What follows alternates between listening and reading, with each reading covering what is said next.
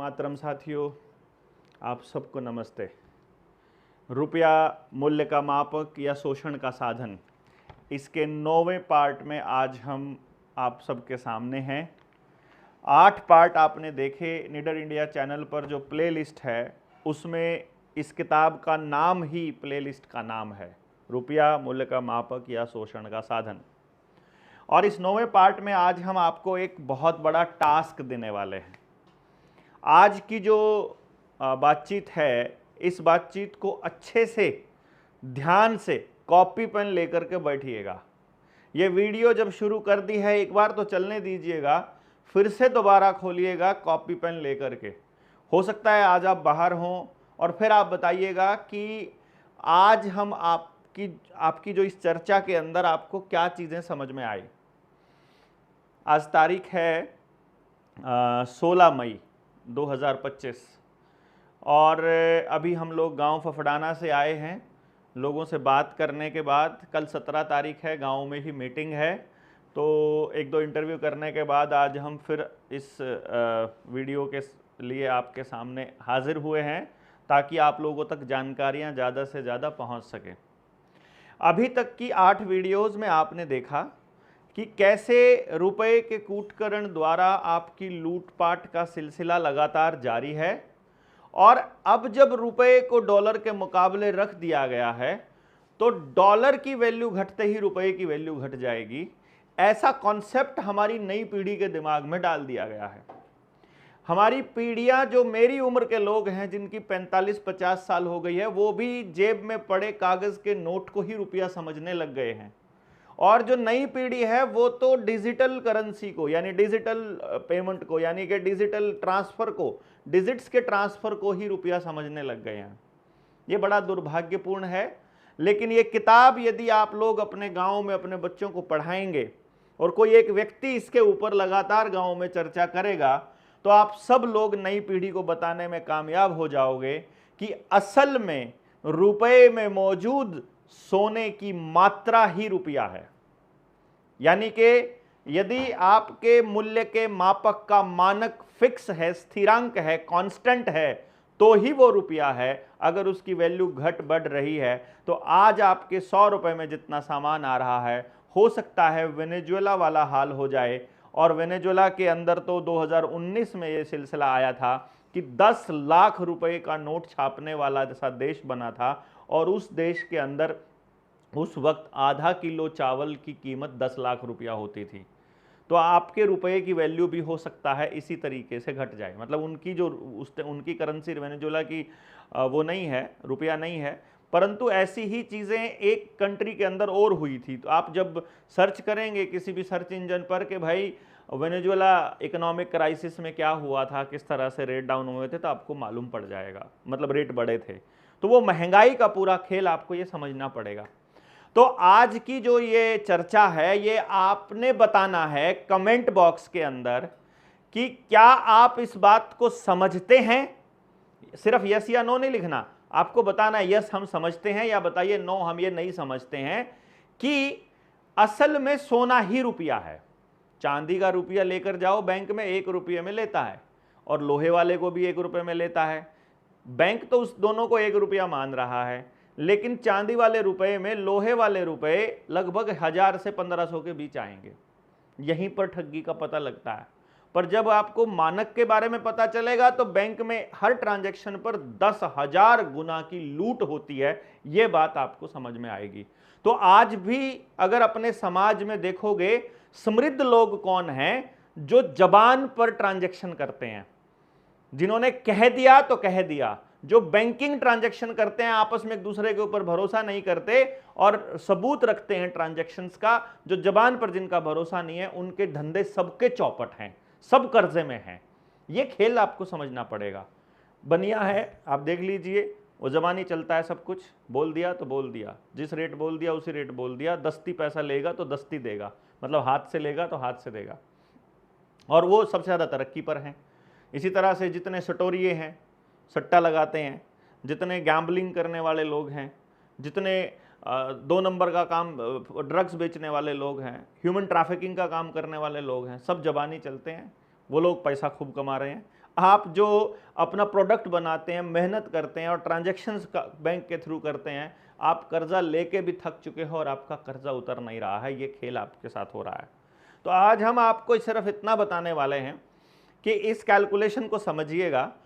चूंकि पूरी दुनिया में हमेशा से ट्रेड या व्यापार रुपए के माध्यम से होता आया है और रुपये का जो मानक था वो सोना ही था, तो चूंकि हम सोने के माध्यम से करते आए हैं तो सोना ही रुपया माना जाता था।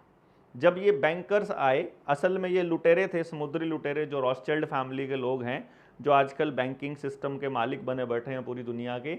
ये रॉथस्चिल्ड फैमिली के लोगों ने राजाओं के साथ संधियां करके, उनके साथ सेटिंग करके ये इंतजाम किया कि सत्ताएं किसी की भी बनी रहे, टैक्स कलेक्शन और रुपए छापने की जो इजाजत या परमिशन वो इनको मिली रहे। ठीक है, चल रहा है, कोई दिक्कत नहीं। अब इसके अंदर एक गेम चला कि अब इसमें ये समझना पड़ेगा आपको कि भाई वो जो पर्चियां छापी कि मैं धारक को इतने रुपए देने का वचन देता हूं, वो पर्चियां ही लूट का असल कारण बनी। अब आपको ये देखना है कि जो उन्होंने आपको उस वक्त रुपए का सिंबल दिया था कि सोना हमारे पास जमा कर दो, पर्ची ले लो, सोना दे दो, पर्ची ले लो। बैंक में भी आरबीआई के पास जितना सोना होगा उतनी ही पर्चियां छाप सकते हैं, उतने ही नोट छाप सकते हैं, ये सारे कानून आपको पता है। अब अगर बिना किसी कानून के छाप लिए तो वो नकली हो गई, नकली पर्ची को आप असली मान के चलते हैं, दुकान पर भी आपने ये चलाए हैं। तो असल में जिस रुपए के बैक एंड पे सोना रखा है वो असल रुपया है, बाकी सारा नकली है। और चूंकि आज भी पूरे दुनिया के अंदर किसी भी देश की अर्थव्यवस्था यदि डगमगाने लगे तो दूसरे देश उसकी करेंसी पर भरोसा ना करके वो सोने पर ही भरोसा करते हैं और इसलिए कहते हैं हम ट्रेड सोने में करेंगे। और जब भी इस तरह की बातें आने लगती हैं और गोल्ड की सच्चाई के बारे में दुनिया को बताने के लिए कोई निकलता है, उसको ये लोग ख़त्म कर देते हैं। पर अभी इस पे जाने की ज़रूरत नहीं है। आज हम आपको महंगाई और सस्ताई के बारे में बताएंगे। तो आज जो आपका बच्चा घर छोड़ करके बाहर नौकरी कर रहा है, 2 लाख रुपए, 10 लाख रुपए, 5 लाख रुपए में, वो नौकरी का क्या औचित्य है, उसका क्या मतलब रह जाता है, वो किस तरह से मतलब कमा रहा है और किस तरह से खर्च कर रहा है, तो उसकी कमाई आज बढ़ी है या घटी है, आपको सिर्फ ये देखना है। तो आपको अगर अपने घर की समृद्धि के बारे में जानना हो तो आपको समृद्धि के कुछ पैमाने तय करने पड़ेंगे। पहला पैमाना, घर में स्वस्थ कितने लोग हैं। दूसरा पैमाना, घर में धातु कितनी है। तीसरा पैमाना, घर में पशुधन कितना है। चौथा पैमाना, घर में धन धान्य कितना है। ये असल धन है आपके। परिवार कितना बड़ा है, परिवार कितना संगठित है, गांव कितना इकट्ठा है, पैसा सब इकट्ठा करके किसी को देते हैं या आपस में ट्रांजैक्शंस हैं। ये पैमाने कुछ समृद्धि के पैमाने हैं जहां आप चिंतित कितने हो। मान लो आपके साथ कुछ हो जाए तो आपकी अगली पीढ़ी के लिए अरेंजमेंट्स क्या हैं। ये आपकी असल समृद्धि के पैमाने हैं जो हमको तय करने होंगे। तो आज आपको कमाई वर्सेस खर्चा ये देखना है, तो हम आपको ये बताएंगे और आप इससे आप कैलकुलेट कीजिएगा कि आज यदि हम पिछले ज़्यादा नहीं तो 50 साल का एग्जाम्पल ले लेते हैं, 50-55 साल पहले, यानी 1970 में, जैसे बहुत से लोग हमको ये कहते हैं कि जी आप तो हमें पिछली दुनिया में लेकर जाना चाहते हो। कुछ लोग ये कहते हैं कि आप हमें मतलब बैक में लेकर जाना चाहते हो। तो आज की ये चर्चा सिर्फ ये बताएगी कि हम आपको बैक में लेकर जाना चाहते हैं, गरीब बनाना चाहते हैं या समृद्ध बनाना चाहते हैं, सिर्फ ये देखिएगा। और हम सारी कैलकुलेशन एक चीज के रेफरेंस में देखेंगे और वो चीज रेफरेंस होगा, वो केंद्र बिंदु होगा सोना। यानी आपकी कमाई को भी सोने की बराबर में तोलेंगे और आपके खर्चे को भी सोने के मुकाबले में तोलेंगे, आपकी सैलरी को भी। तभी तो एक चीज कांस्टेंट होगी, तभी तो पता चलेगा ना कि महंगाई है कि सस्ताई है। तो पहले आपकी कमाई में क्या क्या आता था, कितना सोना आता था और आज कितना आता है, आपको यह कैलकुलेट करना है। क्योंकि सोना वही है जैसे अनाज है। देखो, रुपए की वैल्यू घटने बढ़ने का यह मतलब नहीं है कि आप सचमुच आपके रुपए की वैल्यू घट रही है। जो धन केवल वो है जिसकी वैल्यू कभी नहीं घटती। जैसे 1 किलो अनाज में जितनी रोटियां आज से 10 साल पहले बनती थी, आज से 100 साल पहले बनती थी, 1 किलो अनाज में आज भी उतनी ही रोटियां बनती हैं। जितनी कैलोरी तब देता था गेहूं या चना या कुछ भी बेसन, कुछ भी चीज़, उतनी कैलोरी आज मिलती है। यानी कि उसमें कोई फर्क नहीं हुआ है यदि आपकी जमीन के पोषक तत्वों में फर्क नहीं आया है तो इसका मतलब यह हुआ कि वो उतने ग्राम गेहूं जब उतनी ही वैल्यू दे रहा है तो गोल्ड में जो ऊर्जा का स्टोरेज है वो 100 साल पहले भी उतना ही था 1 ग्राम में या 100 ग्राम में, और आज भी उतना ही है। तो वो कांस्टेंट लिया है हमने, और जब भी किसी चीज को मापना होता है तो एक चीज को फिक्स करना होता है, तभी पता चलेगा ना कि ये चीज फिक्स है। जैसे मान लो दिल्ली की दूरी देखनी है, आप बता ही नहीं सकते दिल्ली कितनी दूर है जब तक आप ये नहीं बताओगे कि कहां से दूरी देखनी है, चंडीगढ़ से देखनी है कि करनाल से देखनी है। तो वो एक चीज फिक्स करनी पड़ेगी, तब वहां से किसी भी जगह की दूरी को नापा जा सकता है कि दूर है कि नजदीक है, जल्दी जाएंगे कि देर से जाएंगे। तो अब आपको समझना है कि गोल्ड के मुकाबले में, तो मैं आपको आज के मुकाबले आज की चीजें भी बता देता हूं, और चूंकि ये जो किताब है पिछले साल हमारी नवंबर में लॉन्च हुई है, तो जो कैलकुलेशंस है वो नवंबर 2024 से पहले की हैं। तो 25 की भी अगर मैं कैलकुलेशंस आपको दिखाऊं, आज की हमारे पास लिखी हुई थी, कहाँ चली गई, अभी हमारे पास थी, ये रही। अगर मैं आपको ये वाली कैलकुलेशंस दिखाऊं तो 16 मई 2025 में आज 1 ग्राम सोने का रेट आज की तारीख में 9407 रुपये है, मतलब रुपए बैंक के नोट हैं। और 1970 में 1 ग्राम जो सोने का रेट है वो 18.4 रुपए था, यानी आज लगभग 511 गुना रेट 1 ग्राम सोने का हो चुका है। तो आज आपकी कमाई यदि 1970 की कमाई से 511 गुना है, फिर तो ठीक है, फिर तो आप अमीर हुए हो, फिर तो आपकी तरक्की हुई है। और यदि आपकी कमाई 1970 की कमाई से 511 गुना से कम है तो आप गरीब हुए हो, समझो। इसका मतलब है कि अब आपके घर से धन, परिवार, सेहत, सोना सब गायब हो चुका है, पशु सब खत्म हो चुका है। इसका मतलब ये है, इसका मतलब आप सब कुछ बाजार के ऊपर निर्भर हो गए हो। और उस वक्त जो गेहूं का 1 क्विंटल का रेट था, जो 2000 आज की तारीख मतलब इस 2025 में, वो 2425 रुपये प्रति क्विंटल है। तो कॉपी पेन लेकर कैलकुलेशंस करनी है। ये कैलकुलेशंस इस किताब में बड़े अच्छे से एक्सप्लेन की हुई है, वही आपको ये एक्सप्लेनेशन आपको समझना है ताकि आप अच्छे से इसको समझ पाओ। अब 1970 और 2024 की कीमत का तुलनात्मक विश्लेषण करते हैं हम। 50 रुपया प्रति क्विंटल उस टाइम पर गेहूं है, और 1 क्विंटल गेहूं की मुद्रा में की कीमत अगर 50 रुपए मान ली तो सोना 184 रुपए प्रति 10 ग्राम है, वही 18.4 रुपए 1 ग्राम का रेट। तो इसका मतलब यह हुआ कि 50 क्विंटल अगर हम गेहूं 1 क्विंटल यदि गेहूं बेच रहा है किसान, तो उस वक्त उसे 1 क्विंटल गेहूं में 2.717 ग्राम सोना मिलता है। तो हमें क्या मांगना है, यदि आपसे कोई ये कह दे कि भैया 1970 में तो आपको 50 रुपए प्रति क्विंटल गेहूं मिलता था, रेट मिलता था मंडी में, और आज आपको 2500 रुपये रेट मिलता है या 2400 रुपये रेट मिलता है, तो कहने को तो 500 और 2500 में कितने गुने का फर्क हो गया, 50 गुना का फर्क हो गया।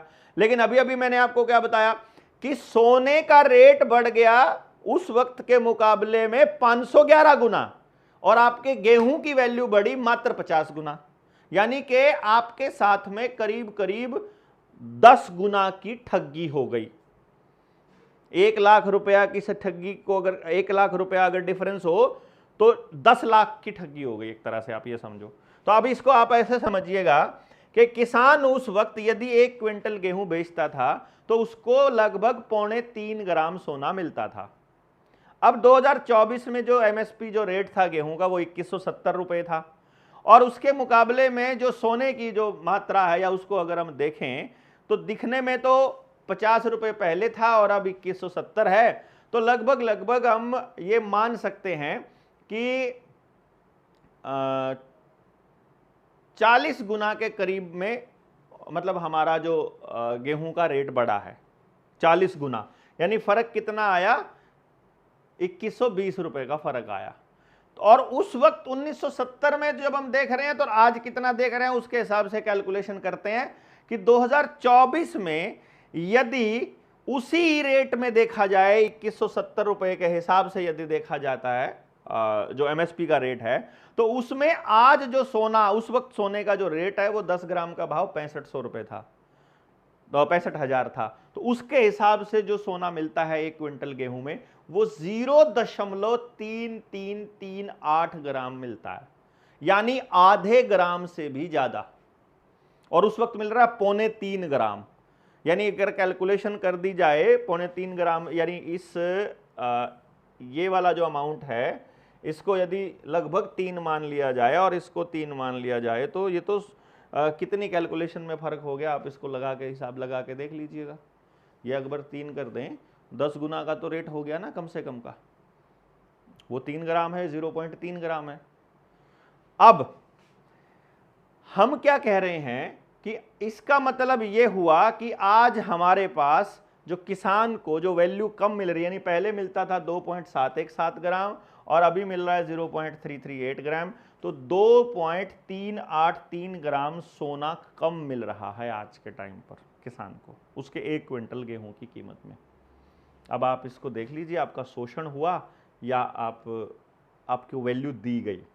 और यदि इस कैलकुलेशन को हम करें आज के टाइम पर कि एमएसपी कितना होना चाहिए, यदि हम सोने के भाव के साथ गेहूं को कंपेयर करें, क्योंकि सोना ही है हर चीज की कीमत, बस ये समझ लीजिएगा, रुपए में मौजूद सोने की मात्रा ही रुपया है, वैध रुपया है और कुछ नहीं है। अगर कुछ और चीज के बराबर रुपए की वैल्यू रख रहे हैं तो सब बकवास है, झूठ है, फ्रॉड है, धोखा है, ये समझ के आपको चलना है। तो आज यदि वही रेट लगाते हैं तो आपके 1 क्विंटल गेहूं की कीमत होनी चाहिए 17,660.5 रुपया, तब जाकर के किसान के साथ न्याय होगा। यानी अगर किसान को अपनी एमएसपी छोड़िए, यदि अपनी कीमत 1970 के भाव में भी चाहिए, तो भी इस टाइम पे लगभग 17,660 रुपया उसके 1 क्विंटल गेहूं की वैल्यू होनी चाहिए, परंतु आपको वो नहीं मिलेगी। इसीलिए आपके साथ धोखा चलता रहेगा और इसमें आपको कभी मालूम नहीं चलेगा। कपास वाले मामले पर मैंने प्रकाश पौरे साहब की एक वीडियो को भी शेयर किया था और उनको कोट किया था। मैंने बताया था कि जब वो बताते हैं कि अपनी दादी का एग्जाम्पल बताते हैं, फिर अपनी मदर का, और फिर अपना, और फिर अपने बच्चों का, तो वो बता रहे हैं कि हम 1 क्विंटल कपास, जो क्योंकि महाराष्ट्र में कपास की काफ़ी खेती होती है, तो वो जब उस कपास का एग्जाम्पल लेते हैं तो बड़ा बड़ा धोखा निकल के आता है सामने। तो कपास उगाने वाले किसान अगर कपास की तुलना उसी हिसाब से करने लगें कि जब गेहूं का रेट 50 रुपये प्रति क्विंटल था, उस वक्त कपास का 1 क्विंटल का रेट 185 था और 10 ग्राम सोने का रेट 184 था। यानी लगभग आपके पास यदि 1 क्विंटल कपास है तो उसमें 10 ग्राम सोना मिल जाता था। यानी 1 क्विंटल कपास में 1 तोले सोना, आजकल तोला बोलते हैं, तोला तो 11.664 ग्राम होता है, 10 ग्राम सोना मिल जाता था। मतलब 1 क्विंटल कपास बेची और एक सोने की चेन एक तोले वाली 10 ग्राम वाली बना लाए। मतलब ये इस तरह का जुगाड़ अपने पास करते थे। अब इसी चीज़ को यदि 2024 में ले आओ तो कपास का जो रेट है वो 185 रुपये से बढ़ करके 7,020 रुपया हो गया है। और उसका कंपैरिजन यदि आज करते हैं तो उस कंपैरिजन के हिसाब से आज हमारे पास जो सोना जो मिलता है आज के टाइम पर इस कपास में, और सोने के भाव के हिसाब से 1 क्विंटल कपास में आज 1 ग्राम मिलता है सोना। 10 गुना की ठगी यहाँ पर हो गई। वहाँ पर भी गेहूं के साथ भी 10 गुना की ठगी हो रही है, यहाँ भी 10 गुना की ठगी हो रही है। यानी कि आज यदि उसी रेट को हम देख लिया जाए कि 8.974 ग्राम सोना उसे कम मिलता है 1 क्विंटल कपास में, और वो कंपैरिजन यदि करें कि आज अगर सोने का वही भाव लिया जाए जो 1970 का लिया था और कपास का भी वही भाव लिया जाए और उनको कंपेयर किया जाए, 1 क्विंटल कपास की आज की कीमत होनी चाहिए 65,351 रुपया। अब ये कैलकुलेशन आपको समझ में आई कि नहीं आई मुझे नहीं मालूम, पर आपको ये बताना पड़ेगा कि आपके लिए, किसान के लिए इतनी ठगी क्यों है। जब अभी आप आने वाले समय में, जब आगे फ्यूचर में जब आप इसे देख रहे हैं, ये 9 गुना से भी अधिक है। ये कैलकुलेशंस आप करके देखिएगा, इसको पढ़िएगा, जब आप पढ़ेंगे तो आपको समझ में आएगा। यानी चाहे किसान की बात हो, चाहे कपास वाले किसान की बात हो, चाहे गेहूं वाले किसान की बात हो, दोनों किसान के साथ में ठगी हो गई। अब यहाँ पर ये जो शोषण है ये रुपए के कूटकरण के द्वारा मानक को घटाने से हुआ है, क्योंकि रुपए की जो प्रमाणिक इकाई मानक के स्थिर रहने से ही संभव है, जिसके बिना मूल्य का मापन संभव नहीं। इस तरह से स्टैंडर्ड में घटती रुपया किसानों के उत्पादन के मूल्य की मापक नहीं बल्कि शोषण का साधन बनकर किसानों का शोषण कर रही है। जब किसान का शोषण हो रहा है तो प्रत्येक व्यक्ति का शोषण हो रहा है। अब यदि इसी चीज को 1970 और 1924 में ट्रैक्टर और गेहूं के मूल्य को कंपेयर कर लिया जाए तो तब आपको मालूम पड़ेगा कि क्या खेल है। पहला नंबर पे हम बात देख लेते हैं कि 1970 में ट्रैक्टर का मूल्य 19,000 रुपया है और सोने का मूल्य 184 रुपया है। तो यानी कहने का मतलब ये हुआ कि जो सोने में जो ट्रैक्टर का मूल्य है वो 1032 ग्राम सोना है, 1032.60 ग्राम सोना है। और तो उस वक्त यदि गेहूं देखना पड़े कि कितना गेहूं करेंगे तो उस वक्त ट्रैक्टर का जो मूल्य है गेहूं में यदि अता करता है और 50 रुपए प्रति क्विंटल है तो इसके हिसाब से 380 क्विंटल गेहूं में एक ट्रैक्टर आ जाता था। यानी उसी ट्रैक्टर की कीमत आज यदि देखी जाए तो 380 क्विंटल गेहूं और उसमें एक ट्रैक्टर आ गया। यानी कि आज 2024 में यदि उसी ट्रैक्टर का मूल्य 5 लाख रुपया है, उसी ट्रैक्टर का जिसकी वैल्यू 19,000 हुआ करती थी, तो सोने में जो अगर इसकी कैलकुलेशन करें तो आज 76.932 ग्राम बनती है। यानी कि इसका मतलब यह हुआ कि सोने में उसकी वैल्यू घट गई है। अब यही दर से आज गेहूं में अगर उसका मूल्य रखते हैं तो आज उसे 230 क्विंटल गेहूं है। ट्रैक्टर का जो भाव है 5 लाख रुपए और 21 के हिसाब से 230 क्विंटल गेहूं उसका बनता है। तो आता है सन 1970 की तुलना में ट्रैक्टर के रुपए में मूल्य बढ़ा लेकिन सोने में मूल्य घटा। यानी पहले अगर उसको लगता था पहले 380 क्विंटल विनिमय करना पड़ता था, आज उसे 230 क्विंटल गेहूं करना पड़ता है। पहले उसके लिए 76, आज उसको 76.932 ग्राम सोना देना पड़ रहा है, तब उसको 1032 ग्राम सोना देना पड़ता था उस वक्त के हिसाब से।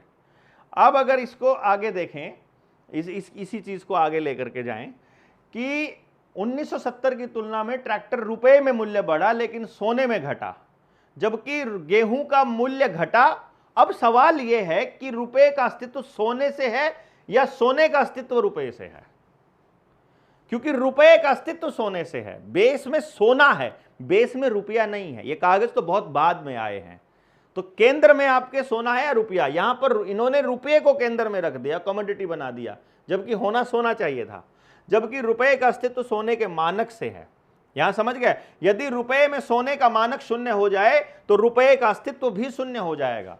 यानी आपने अगर ये कह दिया कि अब हमें सोने की जरूरत नहीं है रुपया छापने के लिए, तो आपके रुपए की वैल्यू भी जीरो हो जाएगी।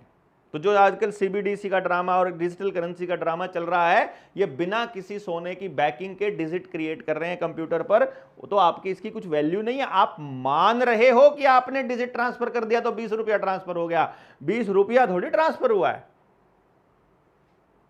और एक कैलकुलेशन बड़े अच्छे से समझिएगा, आपके पास 1 किलो गेहूं है, आपने उसको खर्च कर दिया, मतलब आपने उसे खा लिया, दोबारा इस्तेमाल नहीं कर सकते। तो 100 रुपए का नोट खर्च करने के बाद दोबारा बंदा कैसे खर्च कर लेता है? उसके ऊपर टैक्स कितना लगता है, कितना जीरो हो जाता है। अगर 100 रुपए का नोट ट्रांजैक्शन होते होते चलता रहे तो एक टाइम पर उसकी वैल्यू जीरो हो जाती है, रहता ही नहीं है वो। ये भी कैलकुलेशन अलग वीडियो में हमने बताई हुई है, आप जब निडर इंडिया चैनल को देखेंगे तो आपको सब क्लैरिटी हो जाएगी। अब इसमें यदि देखा जाए, कहने का तात्पर्य यह है कि अंकिक मान यानी अंक जो दिया हुआ है वो केवल सोने की मात्रा को प्रदर्शित करता है। इसीलिए असल में 76.932 ग्राम सोना ही ट्रैक्टर का वास्तविक मूल्य है। इसलिए ट्रैक्टर का मूल्य रुपए में भी घटना चाहिए था। यदि सोने में उसकी वैल्यू घटी है ट्रैक्टर की, तो रुपए में भी घटनी चाहिए थी, किंतु ऐसा नहीं हुआ। रुपए में बढ़ गई और सोने में घट गई, क्योंकि रुपए का कूटकरण करके मानक को भारतीय रिजर्व बैंक और भारत की सरकारों ने घटाकर रुपए का विनिमय का नहीं बल्कि शोषण का साधन बना दिया। मुद्रा का मानक सिद्धांत इसका साक्षी है कि जब मुद्रा के मानक में जिस अनुपात में कमी या वृद्धि की जाती है, उसी अनुपात में सामान्य की स्तर में कमी या वृद्धि होती है, और इसके विपरीत मुद्रा का मूल्य घटिया बढ़ जाता है। यानी जिस अनुपात में आप किसी की मानक को डाउन करोगे, उसी उतने ही अनुपात में महंगाई बढ़ जाएगी। बस इसको इतना समझ लो, देसी भाषा में इसको ऐसा समझेंगे, मानक अगर डाउन कर देंगे, मानक जैसे जैसे रुपए की वैल्यू घटती जाएगी वैसे वैसे आपकी मेहनत की कीमत जीरो होती जाएगी और महंगाई बढ़ती जाएगी। यानी ये मानक के हिसाब से आपकी मेहनत की कीमत है, इसको समझना है आपको। सन 1970 में 50 रुपया प्रति क्विंटल की दर से 1 क्विंटल गेहूं में 2.717 ग्राम सोना मिलता था और आज इतना मिलता है। ये तो हो गया, और जिसका 2024 में मुद्रा मूल्य इतना रुपया होगा, ये हो गया, ये हमने आपको बता दिया। अतः किसान को सन 1970 में जो गेहूं का भाव था, यदि आज वो मिलता है तो 17.660 रुपया बनता है। इसी तरीके से इसको आप आगे कर लेंगे, कितने गुना से कम है ये समझ गए। इस तरह केंद्रीय और प्रांतीय सरकारों ने गेहूं का मूल्य बढ़ाया नहीं है, बल्कि रुपए के मानक को घटाकर गेहूं का मूल्य घटाया है। यानी होना चाहिए था 17,660 रुपया 50 पैसा, और है कितना 2170 रुपया 2024 में। तो ये घटा है, बढ़ा नहीं है। यानी आपको 50 रुपये से बड़ा दिख रहा हो, ये मैं जब आपको वास्तविक मूल्य, क्योंकि हम सोने के बराबर देख रहे हैं, तो घटाकर मूल्य घटाया और कागज के नोट छाप करके अंक बढ़ा दिया खाली, और भोले भाले अनपढ़ किसानों को बुद्धि को भ्रमित करके छल कपट और ठगी धोखा किया और रुपए को विनिमय का माध्यम नहीं बनाया, बल्कि रुपए से किसानों का लूटपाट करते हुए रुपए को शोषण का साधन बना दिया। इस किताब का नाम ही ये है, रुपया मूल्य का मापक या शोषण का साधन। होना चाहिए था मूल्य का मापक, होना चाहिए था उनकी तरक्की का साधन, बना दिया शोषण का साधन। तो तीसरा पॉइंट, इसको अगर आप आगे देखें, यदि हम इसी तरह से आंकड़े जो सिद्ध घटे हैं, ट्रैक्टर का मूल्य भी घट करके 76.932 ग्राम हो गया है, सोना हो गया है।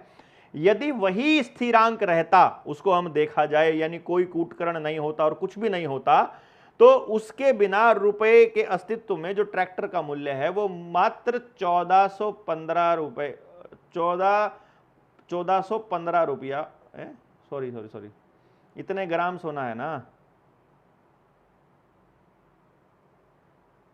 184। ये कैलकुलेशन में कहां गड़बड़ हुई भाई?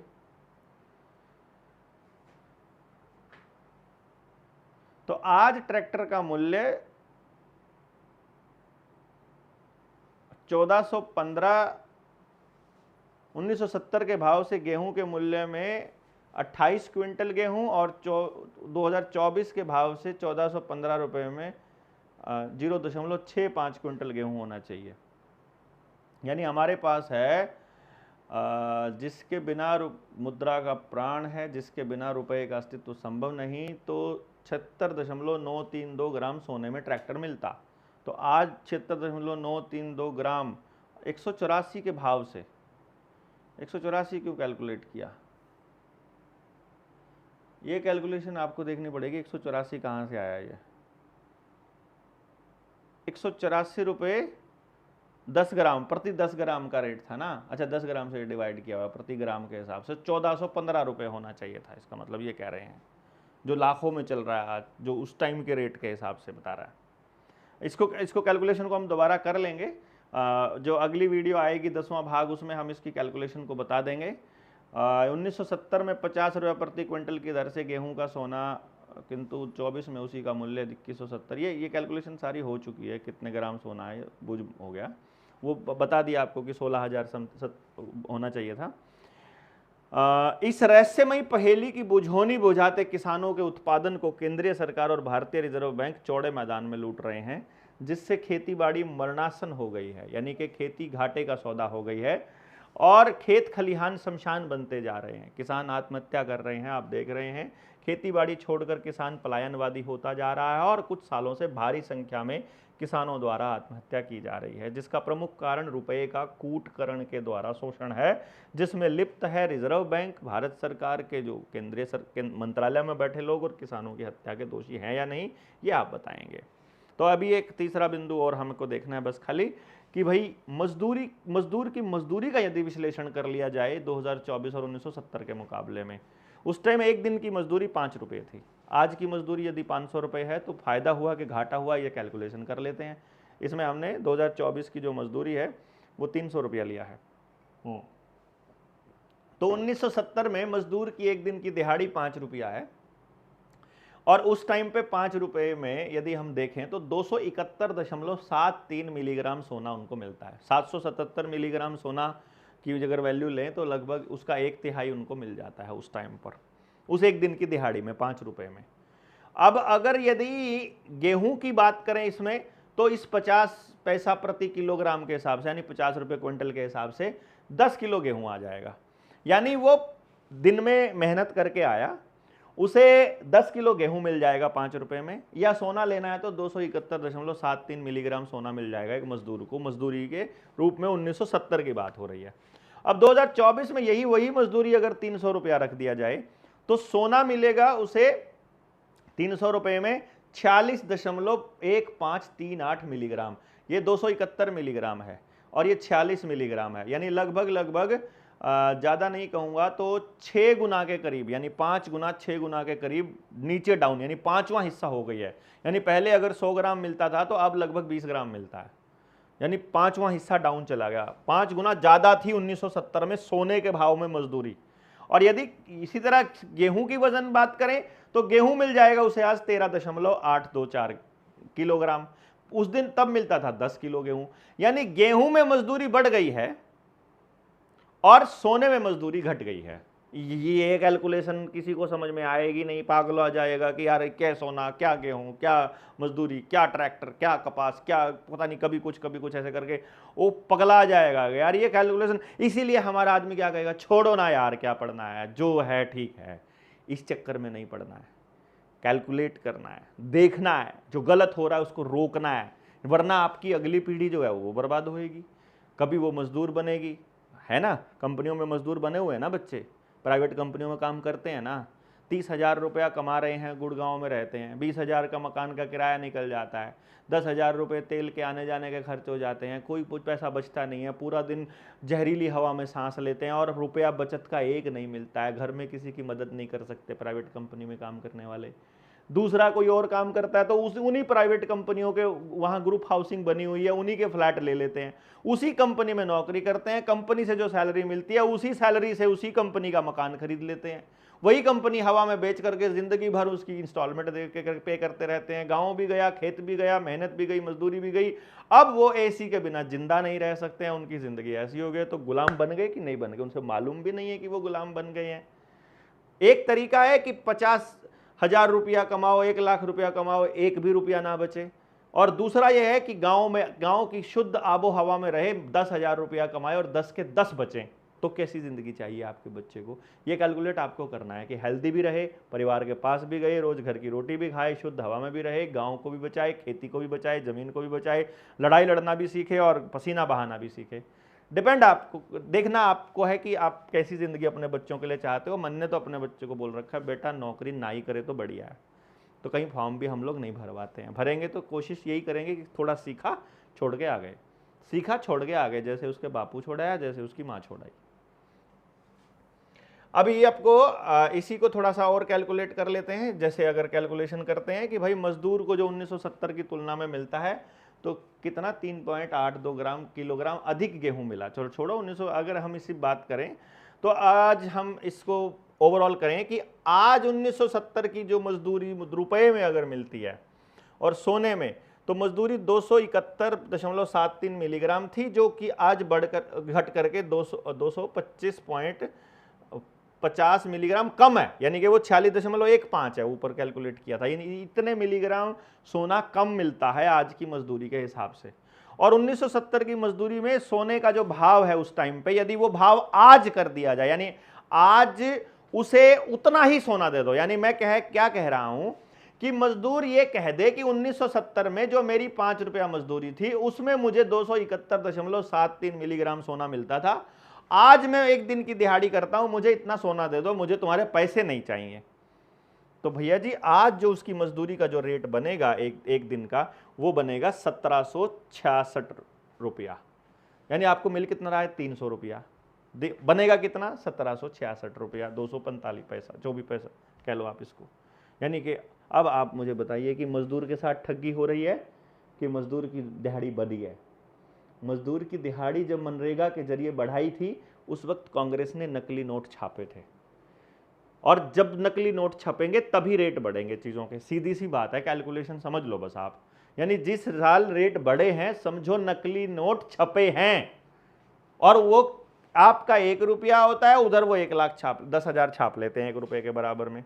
तो अब आप इस कैलकुलेशन को समझना है। यदि यही चीज आप गेहूं में तक कैलकुलेट करो, यदि उसी किलोग्राम मजदूर को अगर गेहूं में कैलकुलेट करो 2024 और 1970 का, तो आज उसे 67.569 किलोग्राम गेहूं कम मिलता है। अब आप देख लो इसको किस तरह से करते हो।